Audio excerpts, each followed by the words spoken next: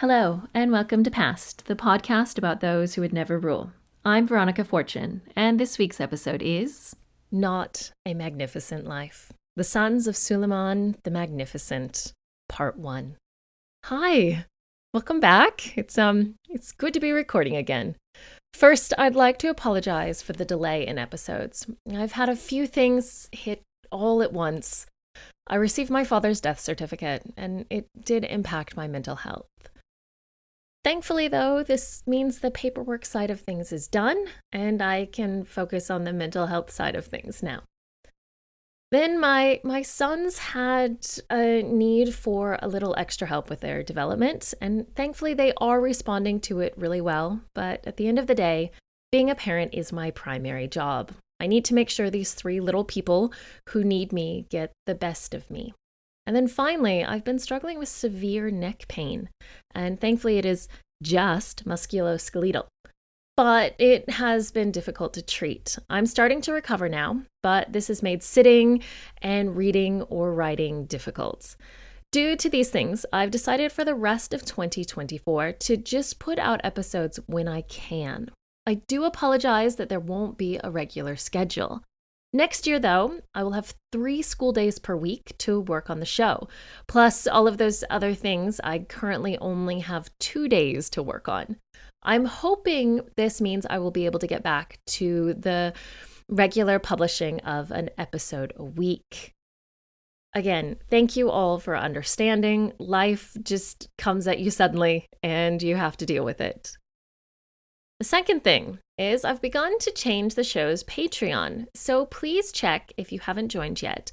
There are new tiers and some other changes being made, and I'll discuss these further at the end of this series.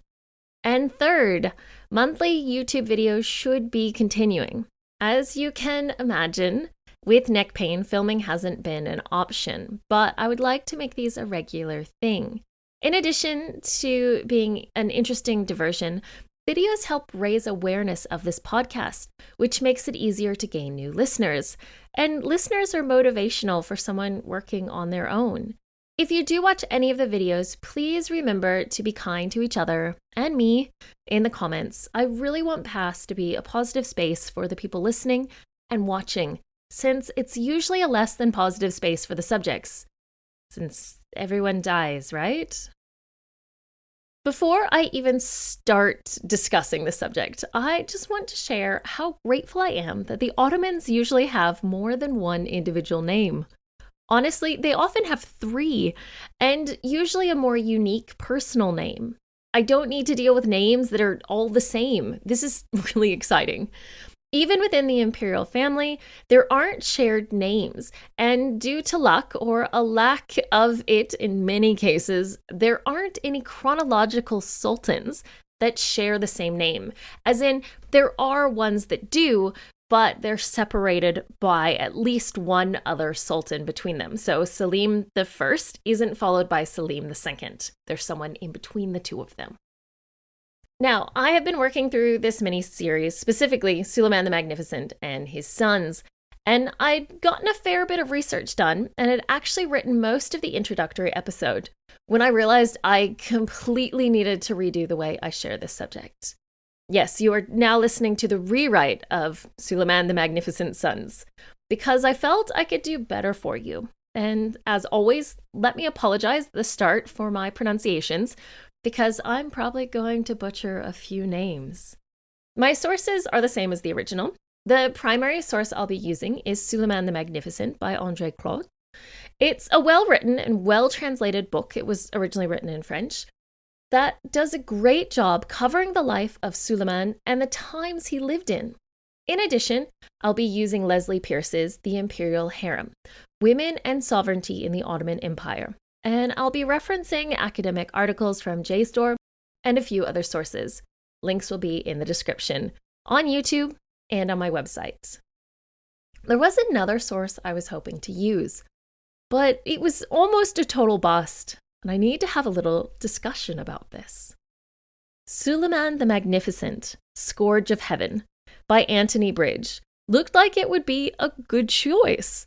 It has a better rating on Goodreads than Clot's book. The ANU library felt it was worth having in their collection, and his book was originally written for an English-speaking audience, unlike the French Clot. The latter is important because there are often cultural references that language helps with. But I was so wrong. To put it lightly, Bridge seems to have wanted to write a book about Charles V, the Holy Roman Emperor, but decided to write it about Suleiman the Magnificent. Within the first 6 pages, Bridge describes Islam in an Islamophobic way, so not off to the best start. He does then discuss the state of justice in Europe, which isn't pretty in this time period. But throughout the rest of the book, he shares how awesome Europe is, especially Charles V, the Holy Roman Emperor. He calls shamanism a primitive form of belief, which I found culturally insensitive and factually incorrect. I know the book was written in the 80s and that Bridge was an Anglican priest, but some cultural and religious sensitivity would have been great. Now, to be fair, he does discuss some of the events surrounding Suleiman's reign, mainly if those events have anything to do with Charles V. If you were to read this book, though, to learn about Suleiman, you'd think he lost most of his battles, when this is just not the case. He had a pretty good win record and was able to influence European politics and keep Charles V on the back foot throughout both of their lives. Plus, he indirectly helped the Protestant cause, and this will come up. Because I don't want to rant this entire episode, I'll just add 2 tiny but important bits. The 2 most important people through a large part of Suleiman's life, his Grand Vizier, Ibrahim, and his primary consort, Roxolana, warrant only 22 and 11 mentions respectively. Charles V, the Holy Roman Emperor, has more than 40, and Francis I, the King of France at this time, gets 25. Bridge even says he has no time to discuss Roxolana. Let me again emphasize, she is so important to Suleiman's story. So important that patrons in all tiers will get a special episode about her. And finally, Süleyman is known to us in the West as the Magnificent, but in the Islamic world, he is known as the Lawgiver. Bridge doesn't cover this at all and says he doesn't have time to cover it. I was just offended. Thankfully, the source I focused on the most part, Clot, does seem to at least appreciate his subject. It is a good reminder to check even your university level sources. I think there's one more thing I should mention on sources. The Ottoman Empire suffers from source disagreement in a way that earlier subjects haven't. Süleyman had alliances with various European leaders and was at war against others. His sons were sometimes against him and sometimes with him.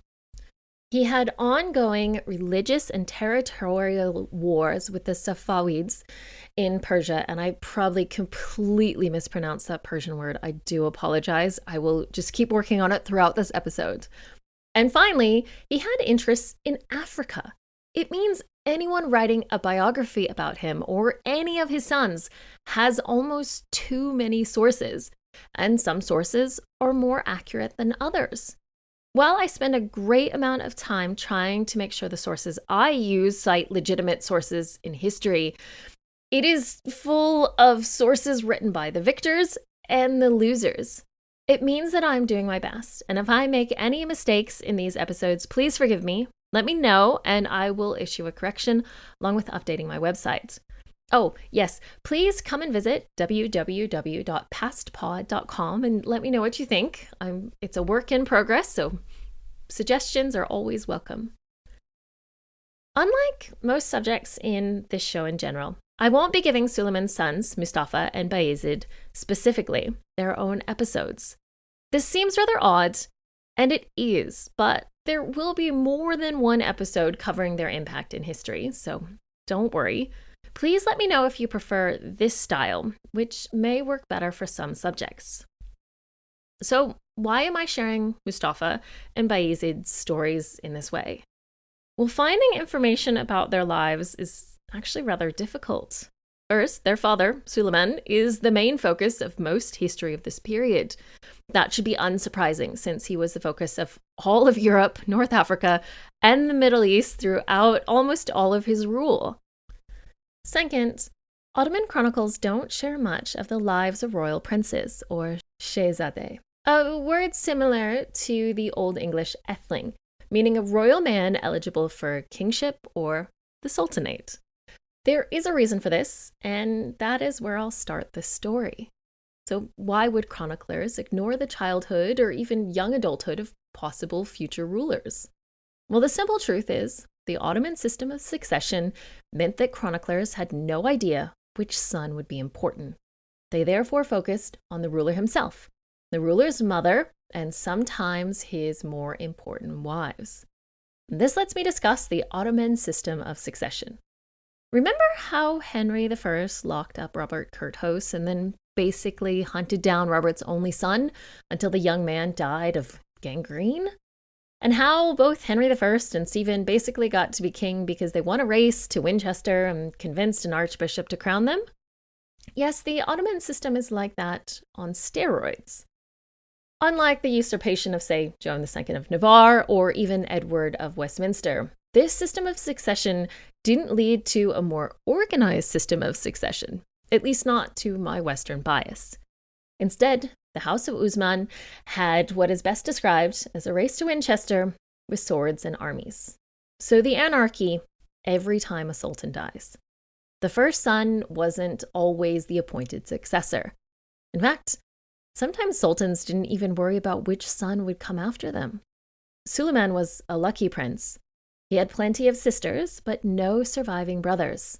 So he didn't fight anyone for his throne when he succeeded in 1520. His succession was further stabilized because he had no surviving uncles and no surviving male line cousins. In fact, no surviving great uncles or any male line cousins at all. How did that happen, you ask? Well, his father, Selim, was not so lucky when he made his move for power. Actually, I guess Selim was. His brothers and nephews weren't. Selim was the second surviving son of Bayezid II and had 3 brothers who survived their father and at least 5 nephews. To secure his throne, Selim had all of them killed. The method of these murders, and most patricides in the Ottoman imperial family, was strangulation, apparently done by mute slaves who were sometimes eunuchs. Oh, and prior to killing his brothers and nephews, Selim had usurped his own father, Bayezid. After forcing his own father to renounce his throne, Selim then sent Bayezid into a rather short retirement. Short because Bayezid died on his way there, possibly poisoned. Bayezid himself had struggled with his own brother to succeed his father, and succeeded due to his brother fleeing for Europe for papal assistance, and then dying in Naples. This form of succession would continue until 1603, when Suleiman's great-great-grandson, Ahmed I, decided not to kill his brothers. Also, just to be clear, it still happened. With this country's history, I could have picked from plenty of generations of the House of Usman and found plenty of past. This system was actually codified by Mehmed II within his law books. Quote, "For the welfare of the state, the one of my sons whom God grants the sultanate may lawfully put his brothers to death. A majority of the ulama consider it permissible." End quote. The ulama is a general word for learned men. In this specific instance, it describes the religious scholars of Mehmed II's time, who acted as judges and lawyers. It's important to note that within the Ottoman legal arguments, there are religious arguments. So it wasn't just that Mehmed II handed this down. It was a legal and religious interpretation of the law. If you want more of the Ottoman dynasty, let me know. I will do the best I can. This gives the framing for the futures that Mustafa and the younger Bayezid knew they were facing. The rulers of Europe also knew this occurred. And yes, the rulers of Europe had a preferred candidate. Or at least one candidate that they didn't want to win this horrific family board game. So how about a little more detail about these 2 candidates? Let me discuss their father, Just a bit first, though. Suleiman the Magnificent, or the lawgiver, became sultan at the end of September 1520. He was likely 25, almost 26. I say likely because chroniclers hadn't written down his birth date. Remember that mess of succession? Well, they didn't know he'd eventually be a great king. He actually had a much older living brother at the time of his birth, but that brother didn't live long after Suleiman's birth. Suleiman's mother was Hafsa, and he had at least 5 sisters, including 2 full sisters. His transition to rule was easy, since he had no legitimate brothers. He had no competition. Oddly, he had an illegitimate brother. This brother's illegitimacy is rather complicated, and it's not something I'll be getting into. But it was fine for Suleiman. At the time of his ascension, Suleiman was the governor of Adrianople. He was crowned or girded with the sword of Usman, as was the case in the Ottoman Empire, 8 days after his father's death. At this point, he had 3 sons, Muhammad, Murad, and Mustafa, the last being our first subject. Muhammad and Murad would both die young, both likely due to illnesses that we vaccinate against today. Remember, vaccinations save lives, and your grandparents were grateful for them. Mustafa's mother was Mahidrivran, sometimes known as Gulbahar. Now, I haven't mentioned it yet, but the Ottomans practiced a harem system related to the imperial family. The mother of the Sultan, so as in this case Suleiman's mother, was in charge in this area, if she was alive. Suleiman's mother would survive through the first 14 years of his rule. In the harem, Hafsa was in charge, and in addition, she was her son's trusted advisor. It was traditional Ottoman practice for sons, once they were in their mid-teens after their circumcision, to be appointed governor of a Turkish province. I mentioned that Süleyman had been governing Adrianople at the time of his ascension. These sons had their mother accompany them to these various provinces, and this would give the son needed guidance. The women of the harem weren't just living well, the fantasy I imagine some have of what a harem was. No, instead they were learning from the Sultan's mother. This was a place for women to learn. Yes, sadly, these women were slaves, and slavery was widespread throughout the Ottoman Empire. Don't think for a second that Europe didn't have a non-free labor issue, and we should all agree that slavery is not okay, not even a little, not even for prisoners. Women who were not selected by the Sultan as a concubine or consort were eventually married off to the magnates of the empire. It's honestly a fascinating political system completely controlled by women and allowed the Sultan, or at least his mother, to influence the politics of the leading magnates within the empire. She had spent her time with the mothers of her grandchildren and the women who were to marry powerful men. Her daughters, granddaughters, stepdaughters, and step-granddaughters were also raised in the harem and also married off to powerful men. Oh yes, the daughters of losing sons were not usually murdered themselves, and sultans were not doing away with any of their sisters.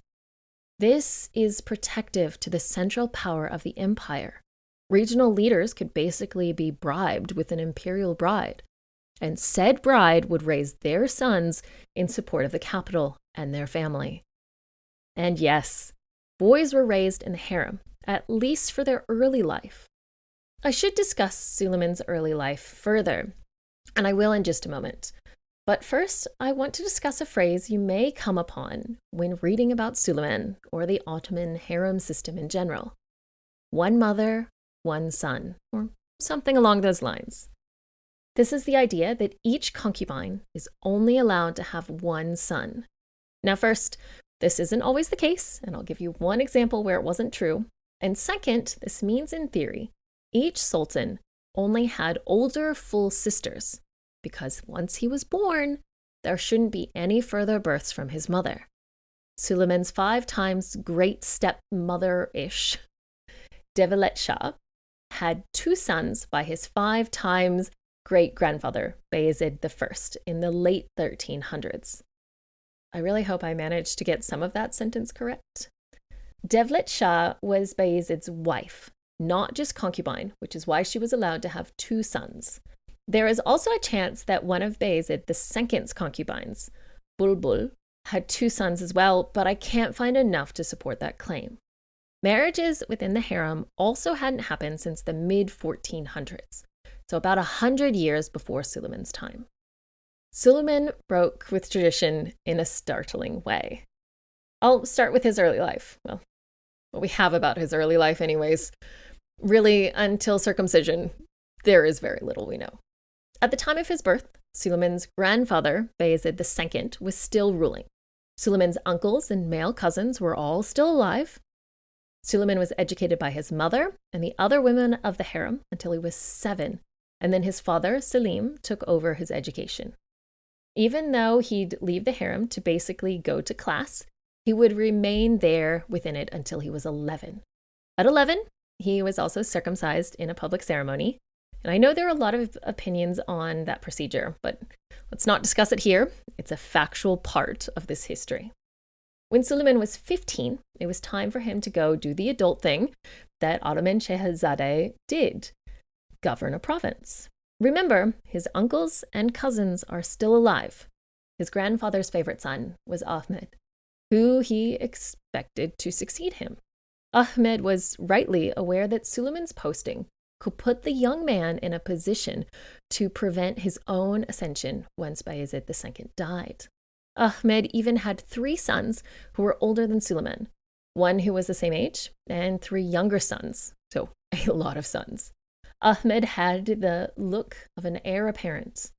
Süleyman was meant to be sent somewhere close to Istanbul. But Ahmed didn't want Süleyman to have the opportunity to assist his father and cut off Ahmed's access to the capital. Instead, Süleyman was first sent to Kaffa, an area in the northern Black Sea that is called Feodosia today. It's currently a disputed region being claimed by both Russia and Ukraine.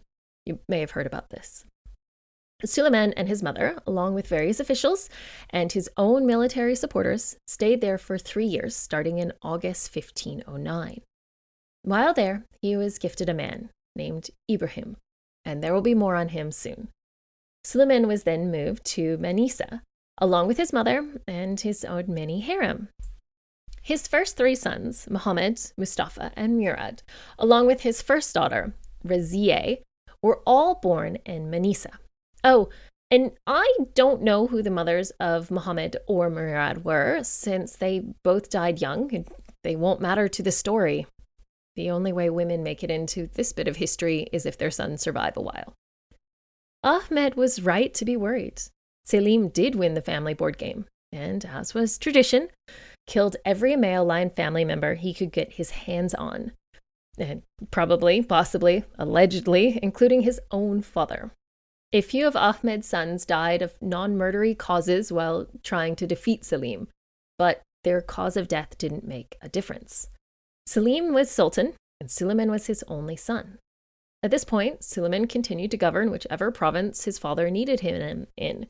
He only returned to Istanbul when his father died in 1520, and he was girded, the crowning process. This return is where he likely met the woman who would impact the rest of his life.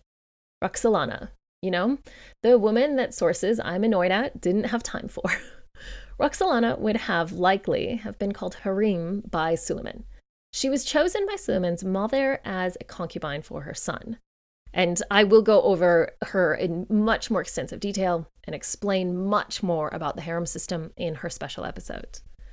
From this introduction, it appears that Süleyman never took another concubine. All of his recorded children from his ascension onward were Roxolanas. Now, it appears that while Süleyman's mother was alive, Roxolana and Mahidevran lived in a state of Cold War. Roxolana had her first child, Mehmed, in 1521. Mehmed comes close to getting himself listed among the past in this miniseries, but he died of natural causes at 22, which makes his story not interesting enough or documented enough to include. If I had to take a guess, since it's my show I get to, I think Süleyman was rather entranced by Roxolana. And when their first child was a boy, he decided he really didn't want to stop having her in his bed. Sorry if you find that mildly vulgar. Their second child, a daughter, Miriam, was born in 1522. And then the couple had sons, Selim in 1524, Abdullah in 1525, Bayezid in 1527, and Cihangir in 1531. Roxolana was in her late 20s when she had her last child. Despite having no further children, Süleyman was still set on Roxolana. And let's be honest, she had birthed 5 sons, of whom 4 had survived childhood. So in 1533, he married her. Yes, this was the first time in a long time a sultan had married one of his concubines. This is also the year that Mustafa, Süleyman's oldest son, was given his first governorship. Mustafa was 18 at this point and had been publicly presented for his circumcision in 1530, along with his brothers Mehmed and Selim. He was a little old for this governorship appointment. Mustafa's departure from the capital coincided with his father's marriage to his stepmother. This wasn't a coincidence. Roxolana and Mahidevran, Mustafa's mother, had never gotten along. Mahidevran had actually physically attacked Roxolana at one point, and with his plans to marry Roxolana, it was the perfect time to send Mahidevran away. Remember, mothers usually follow their sons, so sending Mustafa out to do his public duty meant that his mother wasn't around anymore. In 1534, the leadership of the harem changed. Süleyman's mother, Hafsa, died. She was 54 or 55. And this gave Roxolana control of the feminine side of the Ottoman power structure. And with that tantalizing note, I'm going to have to say goodbye for this week. Since I know you want to know more about the harem and Roxolana, remember, she'll get a special episode. All tiers on Patreon get this episode, and please do check. I have changed some things about the tiers. As for next week, well, I'll get into the most important man in Süleyman's life, at least his early life. Thank you all again for your understanding with my break, and hopefully I won't need to take such a long one in the future, and you'll get at least fortnightly or 3 episodes a month. We'll see what I can do. Thank you again, as always. Bye for now. Thank you for listening to Past. I can be found on Twitter, Instagram, and Facebook at PastPod. That's PASSEDPOD. Please feel free to email me at pastpod@gmail.com. I have a Patreon that can be found at patreon.com/pastpod.